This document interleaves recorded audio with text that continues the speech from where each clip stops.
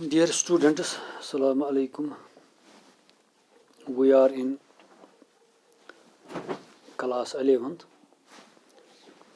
and theme 5th. The topic is nomadic empires. Nomadic empires, theme 5th or chapter 5th from our textbook. We will discuss today why was the trade so significant to the Mongols. यानी हम Mongols के बारे में बात करेंगे, nomadic empire की बात करेंगे. Mongols were nomadic group of inhabitants of modern Mongolia and Central Asia. यानी मंगोल्स वो लोग हैं जो खाना बदोश लोग थे और जो सेंट्रल एशिया से आए थे. They were divided into different tribes. वो मुख्तलिफ कबीलों में मुनक़सिम थे. For example, we have number 1, the Mongols, the Tatars, the Naimans and the Khaitans, etc. ये मुख्तलिफ कबीले थे ऐसे जिनमें वो मुनक़सिम थे. मुख्तलिफ कबीलों के नाम से वो मशहूर मारूफ थे. उनमें मंगोल्स भी थे, तातार्स भी थे, वगैरह वगैरह. और they lived in steep regions, and these regions are the steep regions lacked the different resources.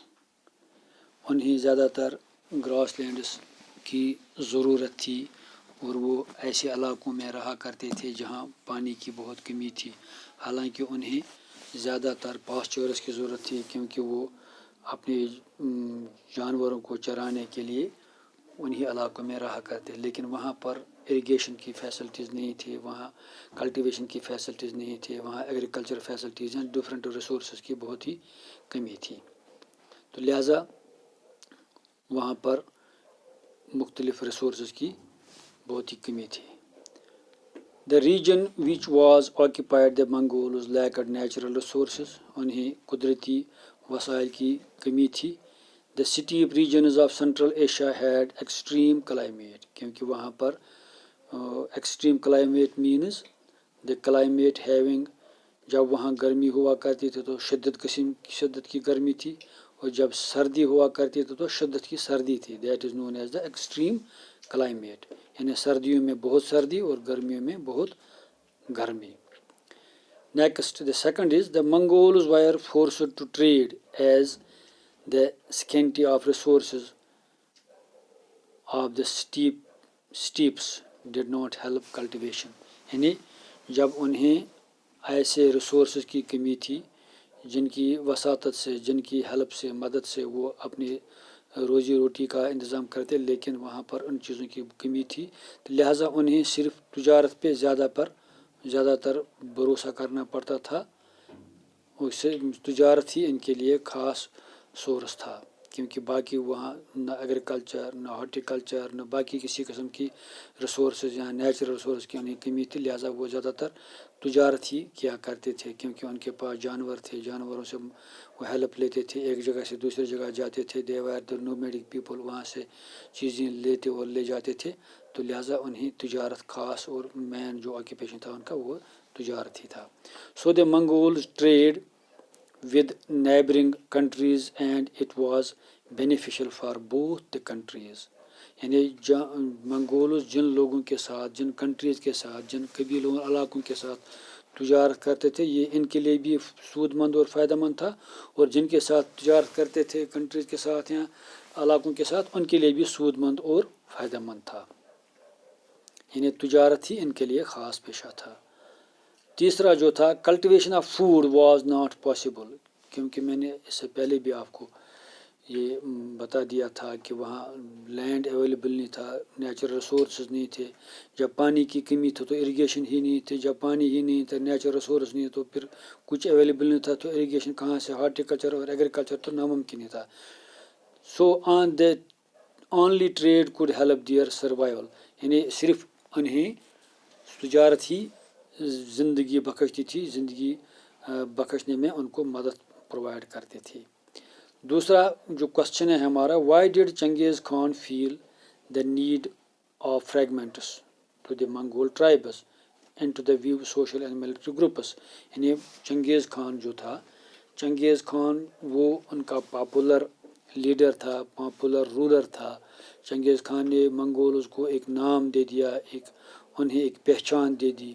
چنگیز خان ان کا مشہور معروف رولر بھی تھا اور لیڈر بھی تھا.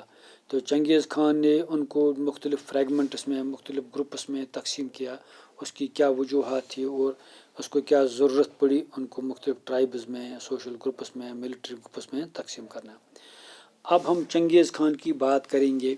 چنگیز Khan was the great leader of منگولز.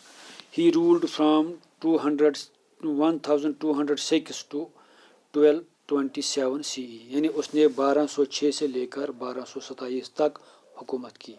تو لہٰذا منگولز بلیو ٹو بی وہ دا لیڈر آف منگولز جو تھا وہ ان کو چنگیز خان ان کا بہت ہی امپورٹنٹ اور پاپولر رولر تھا. لہٰذا اس کا جو زمانہ تھا، اس کا جو پیریڈ تھا 1206 سے لے کر 1227 تک، یہ چنگیز خان کا پیریڈ رہا ہے as a Mongol ruler, as a Mongol leader. تو Mongols were the inhabitants of steppe regions. They had their own separate identities. انہیں یہ تو پہلے ہم نے کوشچن نمبر فرسٹ میں بھی ڈسکس کیا تھا کہ وہ سٹیپ ایریاز میں رہا کرتے تھے کیونکہ وہاں پر پانی کی بہت کمی تھی، وہاں ایگریکلچر کی کمی تھی. ان کو پاسچورس کی ضرورت تھی، کیٹلز اور جانوروں کے لیے. ان کو وہ علاقے جہاں وہ چراتے تھے ان کو انہی علاقوں میں رہا کرتے تھے. ایک جگہ سے دوسری جگہ وہ کیونکہ وہ دے ور دا نومیڈک پیپل، کیونکہ وہ انہیں زیادہ تر وہ لوگ صرف اپنی جانوروں کے لیے ایک جگہ سے دوسری جگہ جایا کرتے تھے. تو لہٰذا ان چیزوں کے لیے اسی لیے they were the Mongols, they were the inhabitants of Mongolian region of Central Asia. تو لہٰذا انہیں اپنی ایک سپریٹ اون جو تھی، ان کی آئیڈینٹی تھی، ان کی ایک پہچان تھی، ان کے ایک باضابطہ طور منگولز پورے دنیا میں ایک الگ ریس بھی ہے اور اپنی آئیڈینٹی بھی ہے. So in order to bring them in touch with other tribes Genghis Khan took this step. یعنی چنگیز خان نے باضابطہ طور، دانستہ طور ایک یہ قدم اٹھایا کہ انہیں دوسرے ٹرائبز کے ساتھ سوشلی منسلک کیا جائے. ان کو ایک اس طرح سے ان کے ساتھ ٹچ میں رکھا جائے، ان کے ساتھ باضابطہ طور ان کے گل مل، تاکہ ان کے ساتھ گل مل ہو جائیں گے، باقی ٹرائبز کو سمجھ سکیں گے. تو لہٰذا اس نے مختلف جو اپنی آئیڈینٹی ہونے کے باوجود دوسرے ٹرائبز کے ساتھ ان کو ملانے کی کوشش کی تاکہ وہ سوشلی تھوڑا جو بیکورڈنس ہے ان پہ ختم ہو کر وہ سوشلی فارورڈ ہو جائیں گے، تاکہ وہ سوشلی لوگوں کے ساتھ گل مل سکیں گے. Mongols were very brave taking the advantages of their bravery. Genghis Khan organized them into military groups. یعنی ان کی بہادری کا فائدہ اٹھاتے ہوئے چنگیز خان نے ان کی بہادری کو سٹریم لائن کیا، ان کو آرگنائز کیا ملٹری گروپس میں، اینڈ اسٹیبلش اے فارمڈیبل امپائر. پھر انہی کی ذہانت تھی کہ ان کی منگولز کی بہادری کو اس نے ایک دشا دی، ایک لائن دی، ایک ڈائریکشن دی، اور ایک بہت ہی کامیاب ترین اور اسٹیبلشمنٹ، ایک کامیاب امپائر اس نے اسٹیبلش کی جس کو پورے دنیا میں دبدبہ رہا منگولز کا. جس بھی حکمران یا علاقے کی طرف وہ رخ کرتے تھے وہ دیکھتے ہی، نام سنتے ہی منگولز کا وہ حامی بھرتے تھے، ایکسیپٹ کرتے تھے ان کی گریٹنس اور ان کی سیزورنٹی، اور جنگ کرنے کے بجائے ان سے زیادہ تر ان سے دوستی چاہتے تھے اور ان کو ایکسیپٹ کرنے میں کوئی حرج نہیں رکھتے تھے. تھرڈ پوائنٹ جو اس کا ہے، childhood experience of Genghis Khan were also responsible for the fragmentation of Mongol tribes. کیونکہ چنگیز خان کی جو بچپن میں اس نے ایک اس کی ایکسپیرئنس رہی ہے کہ اس نے بچپن سے ہی وہ نام کمایا اس نے بچپن سے ہی وہ ذہانت اس کے پاس تھی، لیڈرشپ کوالٹیز تھی اس میں، وہ جو ایک لیڈر کو کوالٹیز ہونی چاہیے بچپن سے وہ اس میں برابر موجود تھی، اس کے ٹرائب میں بھی، اس کی پرسنالٹی میں بھی، اس کے خاندان میں بھی یہ کوالٹی تھی، یہ ایبلٹی تھی، تاکہ وہ ایک ریسپانسبل لیڈر، ریسپانسبل کمانڈر کے روپ میں اس نے پہلے اپنے ٹرائب کو، پھر اپنے ملک کو، پورے منگولز کو ایک ریسپانسبل فریگمنٹس میں اور ٹرائبس میں اس نے منگولز کو اس طرح آرگنائز کیا، پورے دنیا میں اس چیز کا دبدبہ رہا منگولز کا، اور منگولز کو باقی سبھی لوگ ان سے ڈرتے تھے۔ چنگیز Khan himself had to suffer a lot during his childhood، کیونکہ چنگیز خان نے اس سے جو اس کا بچپن میں، اس کی چائلڈہڈ میں اس نے ان چیزوں کے ٹرائبل پرابلمز جو تھی، جو ایک قبیلے کے روپ میں اس نے مشکلات دیکھے تھے، اس نے اپنی شروعات مشکلات سے شروع کی اپنی زندگی، چائلڈہڈ میں اس نے جو ڈفرینٹ پرابلمز فیس کیے، اسی سے وہ ایک باضابطہ طور ایک لیڈر کے روپ میں ابھرا، اور ان خامیوں جو اس نے مشکلات سفر جو اس نے دیکھے تھے، اس سفر کو اوور کم کرنے کے بعد پھر ایک کامیاب لیڈر، ایک کامیاب رولر اور ایک کامیاب آرگنائزر اینڈ ملٹری آفیسر کے روپ میں اس نے اپنے منگول ٹرائب کو، اپنے ملک کو، اپنے قبیلے کو پورے دنیا میں نام کمانے میں کامیاب رہا۔ Thank you. Tomorrow we will take the third question, the Mongol reflection on the یاسا۔